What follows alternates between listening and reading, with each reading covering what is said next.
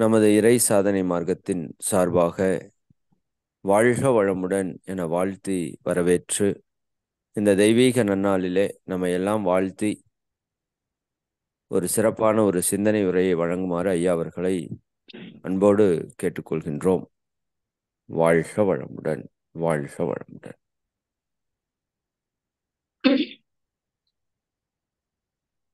வாழ்க வளம், வாழ்க வையகம், வாழ்க வையகம், வாழ்க வளம். குருவே துணை. குருவின் திருவடி போற்றி, திருவடி சரணம். அன்பர்கள் அனைவருக்கும் இனிய காலை வணக்கமும் நல்வாழ்த்துக்கள். இன்று குரு பூர்ணிமா. சீடர்கள் தான் நினைவு கூற வேண்டிய முக்கியமான ஒரு நாள். பூர்ணிமா என்றால் பூரணத்துவம் என்று பொருள். ஒரு கம்ப்ளீட்னஸ், ஒரு ஹோல்னஸ். யார் பூரணத்துவம் அடைந்திருக்கின்றார்களோ அவர்கள் எல்லாமே நல் வழிகாட்டிகள், குருமார்கள். அதுல குறிப்பாக இப்போது நாம் நேரடியாக குருவாக ஏற்றுக்கொண்டவர் அருட்தந்தை வேதாத்திரி மகரிஷி அவர்கள்.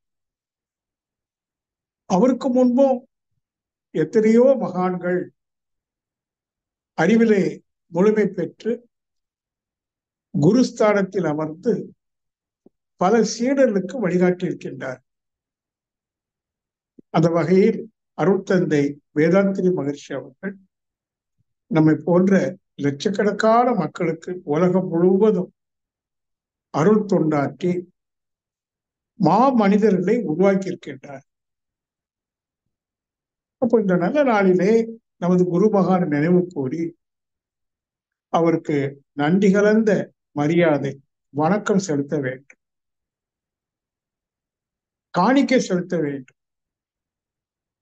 என்ன காணிக்கை என்று கேட்பதையானால், நம்முடைய குணக்கேடுகளை எல்லாம் அவருக்கு கொடுத்துறோம். முழு குணக்கேடுகளையும் கொடுத்து விட்டோம் என்று சொன்னால் மிஞ்சுவது குணநலம்.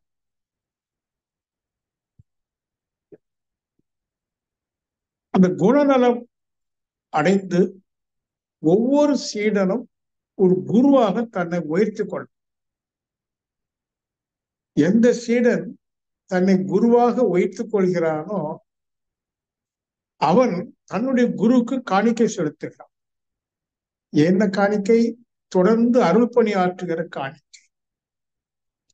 இன்னைக்கு மதன் என்ன பண்ணிட்டு இருக்கிறார்? காணிக்கை செலுத்திக் கொண்டே இருக்கிறார் அவருடைய குரு வேதாத்திரி மகரிஷிக்கு. எப்படி? இந்த இளம் வயதிலேயே. என்ன அவர் சொன்னாரு, இந்த வயதிலேயே நான் மூத்த வயதுன்னு சொன்னார். நான் என்றுமே இளைஞன் தான்.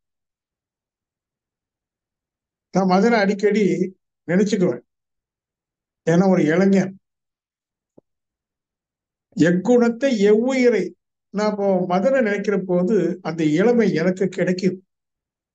இந்த இளம் வயது நல்ல அறிவிலை தெளிவு பெற்று பல்லாயிரக்கணக்கான மக்களுக்கு இறை சாதனை மார்க்கத்தின் மூலமா முழு அருள் தொண்டு செய்து வர்றார்.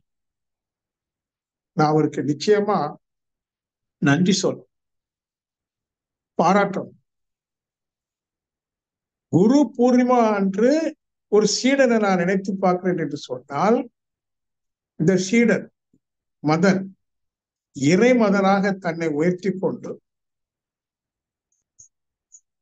அந்த குரு செய்த பணியை தொடர்ந்து செய்து காணிக்கை செலுத்திக் கொண்டே இருக்கிறார். என் பக்கத்துக்கு நான் செலுத்திக் கொண்டே இருக்கிறேன். நிறைய அன்பர்கள், ஞானாசிரியர்கள், நிறைய அன்பர்கள் குரு காணிக்கை செலுத்திக் கொண்டிருக்கிறார். அது ஒரு பெரிய பாக்கியம். அப்ப குருத்துவம் என்றால் என்ன என்று ஒரு கேள்வி வரும். Who is the real master, spiritual master. நிறைய குரு இருக்கிறார். சைக்கிள் கத்து கொடுத்தவர் கூட ஒரு குரு தான். சின்ன வயசுல சைக்கிள் ஓட்ட சொல்லி கொடுத்தார், கல்வி கற்றுக் கொடுத்தார். எல்லாருமே குருன்னு சொல்லுவோம். ஆனா அந்த குருக்கும் ஆன்மீக குருக்கும் வித்தியாசம் உண்டு. ஞானம் கற்றுக் கொடுக்கக்கூடியவர், ஆன்மீகம் கற்றுக் கொடுக்கக்கூடியவர் ஸ்பிரிச்சுவல் மாஸ்டர். யாரால கற்றுக் கொடுக்க முடியும்? ஒரு கணித ஆசிரியர் என்று சொன்னா கணிதத்துல நல்ல அவர் உயர்வு நிலைக்கு வந்து கணிதம் சொல்லிக் கொடுக்கணும். அவர் ஞானாசிரியர் என்பவர் ஞானத்தை கற்றுக் கொடுக்கிறார் என்று சொன்னால் அவர் ஞானம் அடைந்திருக்கணும். அந்த ஞானம் என்பதை அனுபவமாக பெற்றிருக்கணும். அப்ப ஞானம்னா என்ன அப்படின்னா முழுமை, அறிவிலே முழுமை. 6வது அறிவில் முழுமை பெற்ற நிலைதான் ஞானம், என்லைட்டன்ட். அப்படி அறிவிலே முழுமை அடையக்கூடியவர்கள் அவரிடம் இருக்கிற குருத்துவம், அதாவது ஆளுமை பேர், ஒரு மாஸ்டர்லினஸ், அதை கொண்டு பல அன்பர்களை எல்லாம் வரவழைத்து சீடர்களாக்கி அவர்களுக்கு அந்த ஞானத்தை போதித்தோம், ஞானத்தை அடைவதற்குரிய சாதனையை கற்றுக் கொடுத்தோம் வரக்கூடியவர் தான் ஒரு குரு. அந்த வகையில இப்போ வேதாத்திரி மகர்ஷி அவர்கள், நான் நிறைய அவருக்கு பின்னாடி வாழ்ந்த மகான்களை எல்லாம் நினைவு கூறுவது. வள்ளலார், ரமண மகர்ஷி, அப்படியே பின்னாடி போனோம்னு சொன்னா ஓரளவுக்கு நம்ம சரித்திரத்துல தெரிந்தவர் புத்தர், கௌதம புத்தர், 2600 ஆண்டுகளுக்கு முன். அதுக்கு பின்னாடியே எவ்வளவு பேர் இருந்தாங்க, சரித்திரத்துல வரல. வேதகாலம், ரிஷிகள், இவர்கள் எல்லாருமே எதை போதித்தார்கள்? ஞானத்தை. அதாவது எந்த அறிவுல எந்த அளவுக்கு தெளிவு பெற்றால் துன்பப்படாமல் வாழ்வதும் உண்மையை உணர்வதும் என்ற 2 கருத்து. ஒன்று, முதல்ல துன்பப்படாம வாழும், அதனுடைய அறிவில தெளிவு பெறும். ஆனா துன்பம் தரக்கூடிய சூழல் வந்து கொண்டே இருக்கும். அத்தகைய சூழல் வந்தாலும் துன்பப்படாம வாழ்வது எப்படிங்கிற அறிவுல ஒரு தெளிவு, அது ஒரு ஞானம். 2வது ஞானம்ங்கிற போது உண்மையை உணர்ந்து அறிவு. இதுதான் ஞானம் கற்றுக் கொடுக்கக்கூடிய ஒரு குருவினுடைய லட்சணம். அந்த வகையில நாம் அனைவரும் வேதாத்திரி மகர்ஷியை குருவாக ஏற்றுக்கொண்ட சீடர்கள்.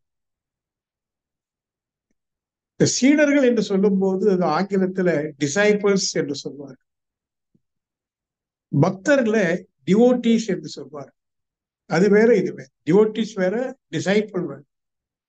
டிவோட்டி பக்தன் அவருடைய மதத்திலேயோ அல்லது குருமார்களோ என்ன சொல்றாங்களோ அது அப்படியே நம்பி ஏற்று வாழுகிறவன் பக்தர், டிவோட்டி.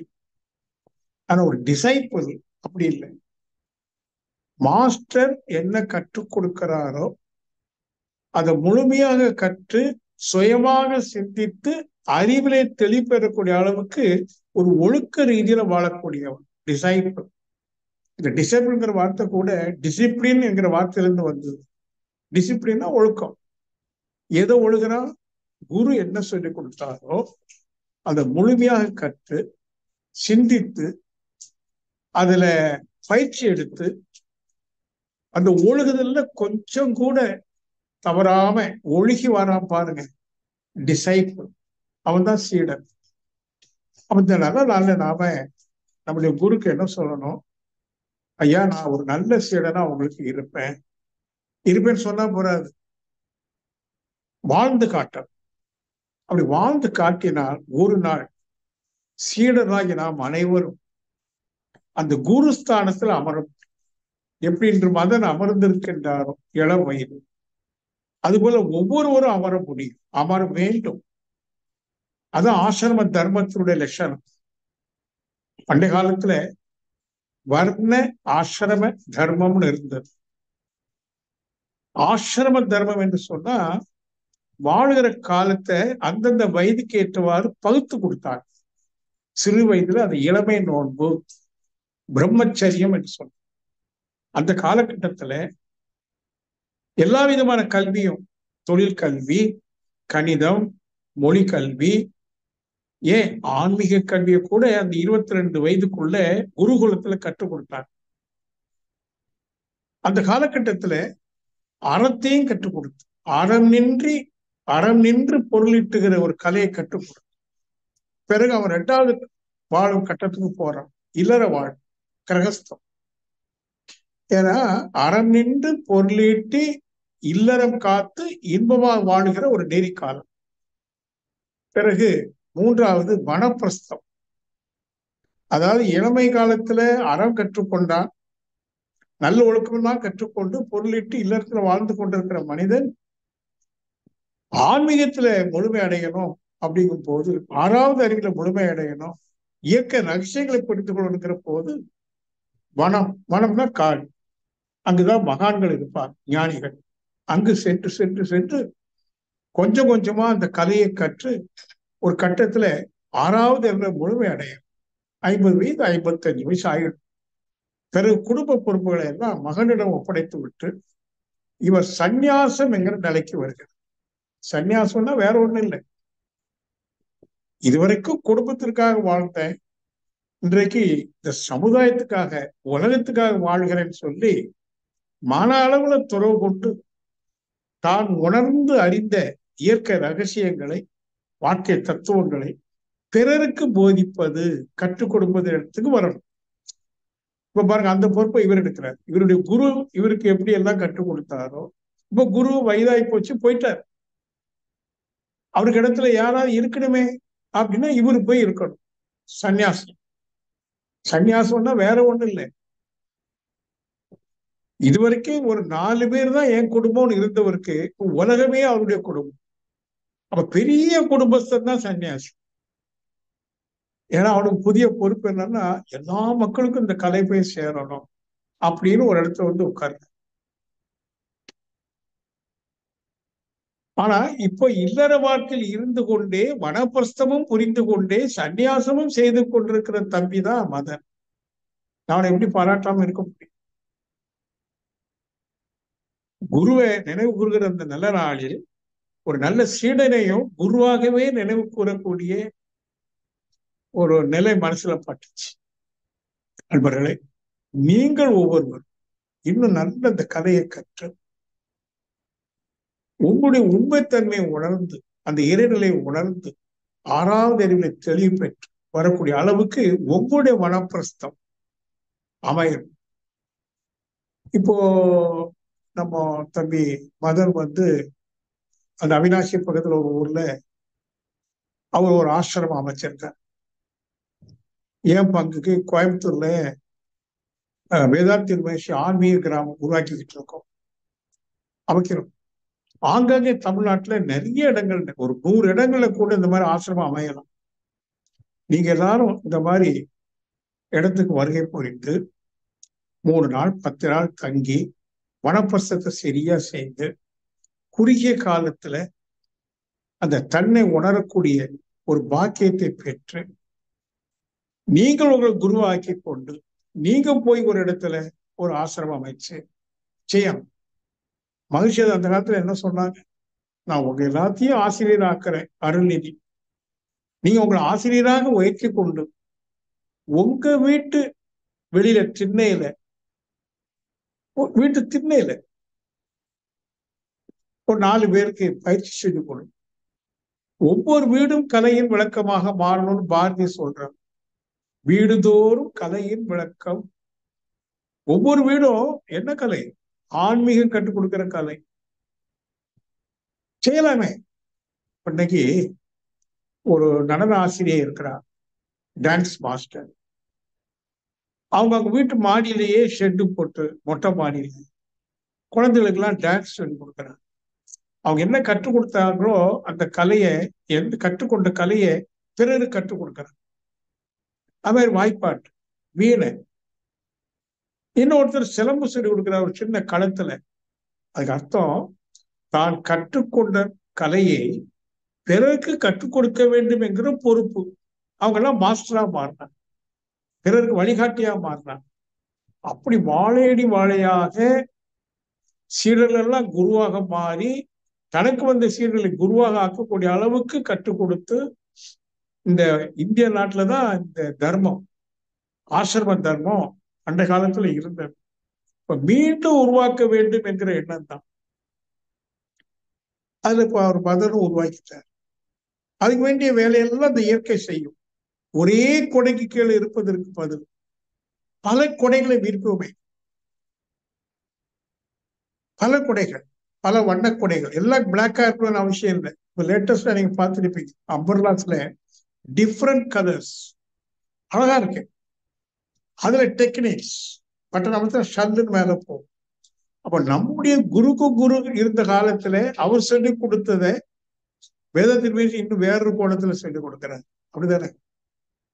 புத்தன் சொன்ன காலத்திலையும் வள்ளலார் சொன்ன காலத்திலையும் இருந்த விஞ்ஞானத்தை விட இன்றைக்கு விஞ்ஞானம் பெருகிறதுனால வேதாத்தின் மகர்ஷி அவர்கள் அந்த விஞ்ஞானத்தை துணை கொண்டு இன்னும் ஆழமா தெளிவா சொல்லிக் கொடுத்தாரு.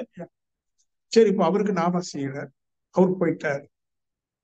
இன்னும் அந்த குரு சொல்லிக் கொடுத்ததை இன்னொரு கோணத்துல சொல்லிக் கொடுக்கும், ஒரு புதிய அணுகுமுறை, இன்றைய கால சூழலுக்கு ஏற்றவார், இன்றைய இளைஞர்களுக்கு ஏற்றவார். மகரிஷி 1958 எவ்வளவு வருஷம் ஆச்சு பாருங்க. அன்னைக்கு இருந்த காலச்சூழல் வாழ்வு முறையும் இன்று இருக்கிற காலச்சூழல் வாழ்வு முறையும் பயங்கர வித்தியாசம். அவ கொஞ்சம் டியூனிங்க மாற்ற வேண்டியிருக்கு. அதே கலையை, மகிழ்ச்சி கட்டு கொடுத்த கலையை அதுதான் ஒரு புதிய விதத்துல சொல்லிக் கொடுக்க வேணும். அப்ப டிஃப்ரெண்ட் கலர்ஸ். அந்த காலத்துல கருப்புல மட்டும் கொடை, இப்ப டிஃப்ரெண்ட் கலர்ஸ். ஒவ்வொரு ஆன்மீகவாதி ஒரு கொடையாக மாறும். கிருஷ்ணன் கொடை பிடிச்சா பாருங்க அந்த மலையை, அவன் அன்னைக்கே சொல்லிட்டான், அவர் கொடையை பிடி, மக்களுக்கு பாதுகாப்பு கொடு. ஆங்காங்கே ஆங்காங்கே ஆசிரமம் ஒவ்வொரு சீடரும் தன்னை குருவாக வைத்துக் கொண்டு செய்யணும். மகிழ்ச்சி காலத்துல அதான் சொல்றேன், நான் அவங்க எல்லாம் ஆசிரியரை ஆக்கி விடுறேன், நீங்க உங்களை ஆசிரியரை இன்னும் வைத்துக் கொண்டு ஒவ்வொரு வீட்டிலையும் ஒவ்வொரு தெருவிலையும் இந்த கலையை கற்றுக் கொடுங்கன்னு சொன்னாங்க. இது ஒரு புரட்சிகரமான சிந்தனை. அதை கற்றுக் கொடுக்க கூடாது என்று சொல்வதற்கு யாருக்குமே உரிமை இல்லை, சொல்லவும் கூடாது, பெரும் பாவம். சொல்லிக் கொடுக்காதுன்னு சொல்வது பெரும் பாவம். சொல்லிக் கொடுக்கணும், உற்சாகம் கூட்டணும். அதுதான் நம்ம குருக்கு கொடுக்குற காணிக்கை. அந்த வகையில இந்த குரு பூர்ணிமா நாள் அன்று நீங்கள் ஒவ்வொருவரும் உங்களுக்கு யார் வழிகாட்டினார்? மதன் வழிகாட்டுறாரா? மதனுக்கு யார் வழிகாட்டினார்? வேதாத்திரி மகர்ஷியா? இப்படி உங்களுக்கு வழிகாட்டின, அவர்களுக்கு வழிகாட்டின எல்லா மகான்களையும் நினைவு கூற வேண்டிய நாள். அன்பர்களே, இந்த நாள்ல நீங்க எல்லாரும் ஒரு உறுதிமொழி மனசுல எடுத்துக்கிடுங்க.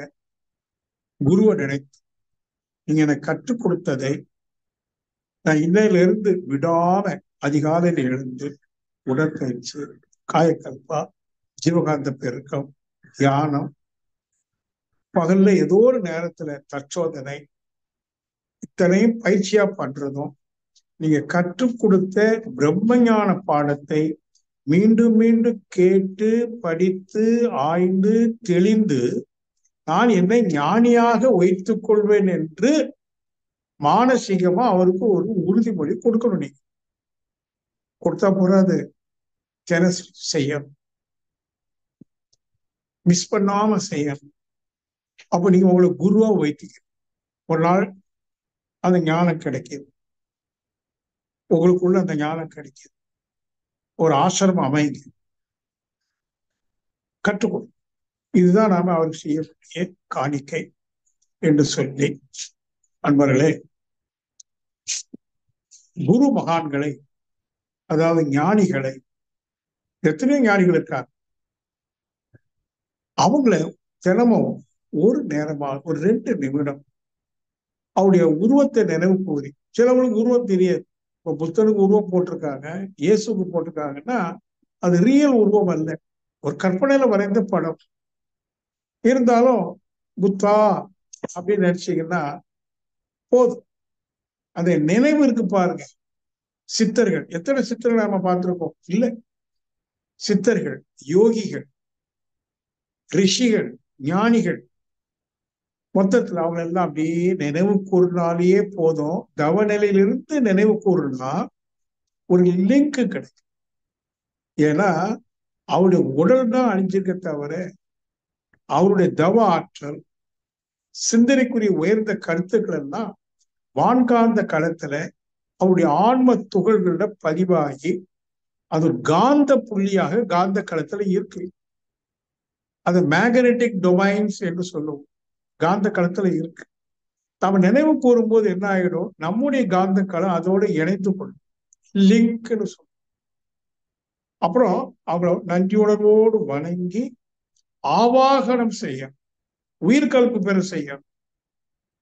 ஏன்னா இவ் அரும்பிறவியில் முன்வினை அறுத்து எல்லையில்லா மெய்ப்பொருளை அடைவதற்கு வந்ததொரு உதவி குருவின் உயிர் சேர்க்கை. குருவுடைய உயிர் ஆன்ம துகள்கள் இன்னும் இங்க மேல இருக்கு. அதோடு தொடர்பு கொண்டோம்னு சொன்னா நம்மோட அது கலந்து கலந்து நம்ம உயர்ந்து சிந்திக்கக்கூடிய அளவுக்கு ஒரு உள்ளுணர்வை, ஒரு இன்ட்யூஷன் உருவாக்கி கொடுத்து கொண்டே இருக்கும். அதை புரிந்து கொண்டு ஒரு 2 நிமிடம் அந்த ஆவாகனம் செய்யலாமா? செய்யணும். எல்லாரும் அப்படியே கண்ணை மூடுங்க. கண்களை மூடி எண்ணங்களிலிருந்து மனதை விடுவித்துக் கொண்டு அமைதியில் நிலைத்து,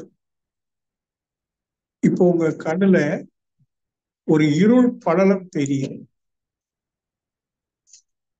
அந்த இருள் படலத்தை பாருங்க. அமைதியாக இருக்க, எண்ணங்களிலிருந்து முற்றிலும் விடுபட்டு அந்த இருள் படலத்தில் அமைதியாக சிறிது நேரம் அந்த இருளையே நினைவு கூறி ஆழ்ந்த அமைதியில் நிலை பெற்று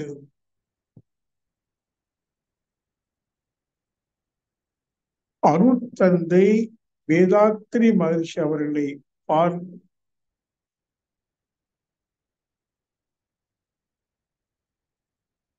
வேதாத்ரி மகர்ஷி அவர்களுடைய திருவுருவம் நினைவு கூறி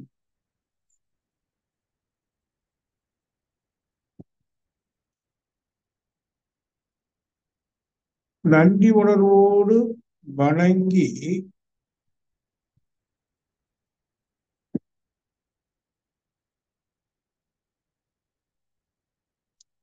அவருடைய தவ ஆற்றல்,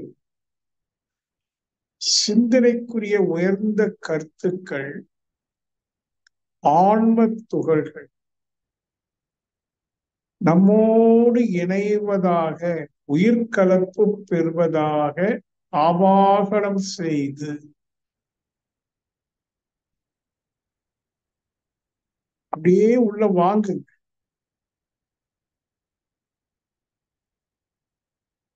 அருட்தந்தை வேதாத்ரி மகர்ஷி அவருடைய தவ ஆற்றலும், சிந்தனைக்குரிய உயர்ந்த கருத்துக்களும், ஆன்ம துகள்கள் நம்மோடு இணைவதாக உயிர்கலம்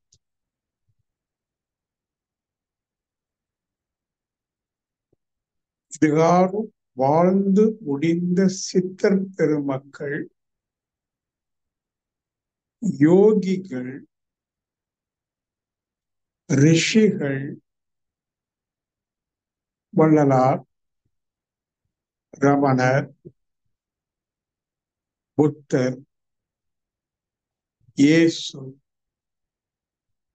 ஆதிசங்கரர், திருவள்ளுவர், மகாகவி பாரதியார்,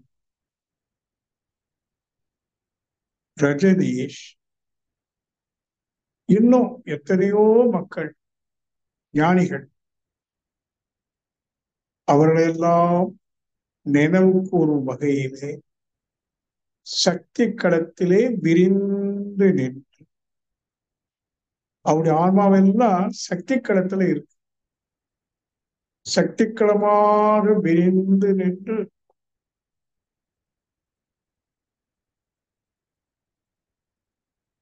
நினைவு கூறி அந்த உன்னத ஆன்மாக்களுக்கு நன்றி கலந்த வணக்கம் செலுத்தி ஆவாகனம் செய்து கொள்கிறோம். நம்மோடு உயிர்கலப்பு பெற இணைத்துக் கொள்கிறோம். அவர்கள் நம்மோடு இணைந்து நமக்கு ஊக்கமும் ஆக்கமும் கொடுத்து ஆறாவது அறிவிலே தெளிவு பெற ஊக்கம் கொடுத்து கொண்டிருப்பதாக பாவித்து அந்த மகான்களுக்கெல்லாம் நன்றி கலந்த வணக்கம் செலுத்தி சிறிது நேரம் அப்படியே அமைதியாக இருக்கு. இயல்ப ஆவாகனம் நிகழ்கிறது.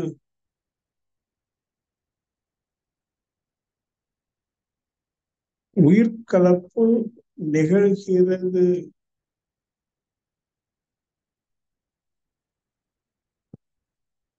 வேதாத்திரி மகரிஷி, வள்ளலார், ரமண மகரிஷி, அவங்க முன்னோர்கள் மகான்கள்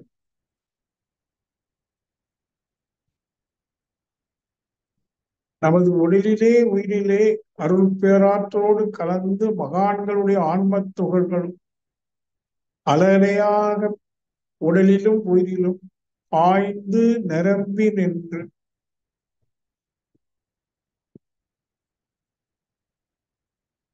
நமக்கு ஞானத்துக்குரிய வழியை உள்ளிருந்து காட்டுகின்றார்கள்.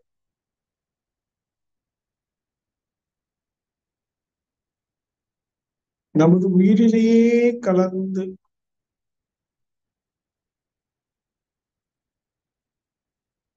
நாம் ஒவ்வொருவரும் அந்த ஞானம் அடைவதற்குரிய வழியை நமக்குள் இருந்தே நமக்கு காட்டுகின்றார்கள்.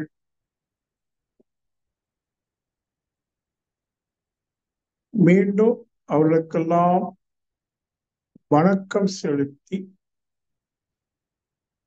நன்றியுணர்வோடு வணக்கம் செலுத்தி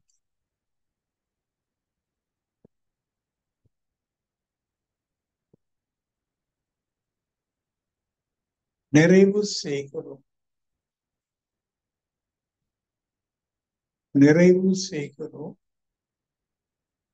ஓம் சாந்தி சாந்தி சாந்தி.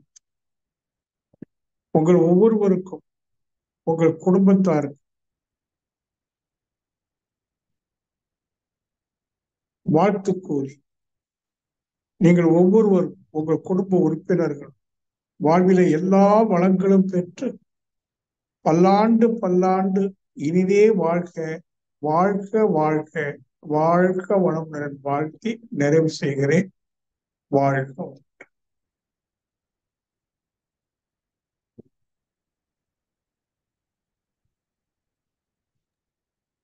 வாழ்க வளம். வாழ்க வளமுடன். நண்பர்களே, மிக்க மகிழ்ச்சியான தருணம் இது. ஐயா அவர்கள் அந்த குருவினுடைய நிலையிலே நின்று நம் அனைவருக்கும் ஒரு தெய்வீகமான குருவினுடைய உயிர் கலப்பையும் பெற்றுக் கொடுத்திருக்கிறார்கள். மிக குறிப்பாக மகரிஷி அவர்களுடைய கனவை நமக்கு அவர்கள் ஸ்தானத்திலே நின்று ஞாபகப்படுத்தி இருக்கிறார்கள். நாம் பயிற்சிகளை முறையாக சரியாக செய்வதும், குறிப்பாக நமது தீய குணங்களை குருமகான்களிடம் கொடுப்பதும், இந்த தெய்வீக பயிற்சி உலகம் முழுவதும் செல்வதற்கான செயல்பாடுகளிலே நம்மை ஈடுபடுத்திக் கொள்வதும் என்ற மகரிஷி அவர்கள் இந்த உலகத்திற்கு சொன்ன வேண்டுதல்களை ஐயா அவர்கள் நமக்கு நினைவுபடுத்தி இருக்கிறார்கள். உண்மையாலுமே ஒரு ஒரு இந்த குருவோடு இருப்பதான ஒரு உணர்வு நம்ம எல்லாருக்குமே நிச்சயமாக கிடைத்திருக்கும். இன்னும் குரு உணர்வோடு நம்மை கலப்பு பெற ஒரு தியானத்தையும் மிக சிறப்பாக ஐயா அவங்க நிகழ்த்தி கொடுத்தாங்க. அது அவர்களுடைய மிக உயர்ந்த ஒரு தன்மையை நமக்கு உணர்த்துகிறது.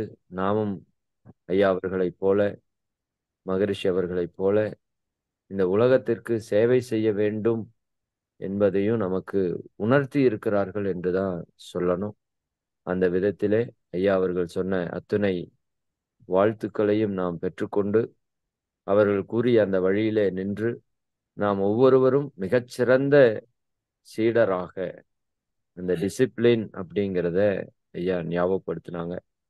மகரிஷி அவர்கள் சொன்ன அந்த வழியிலே முழுமையாக நின்று, நாம் ஒவ்வொருவரும் குருவாக மாற வேண்டும், அந்த பூரணத்துவத்தை அடைய வேண்டும், அடைந்து பிறருக்கு கொடுக்க வேண்டும் என்று ஐயா அவங்க நம்மை வாழ்த்தியிருக்கிறாங்க.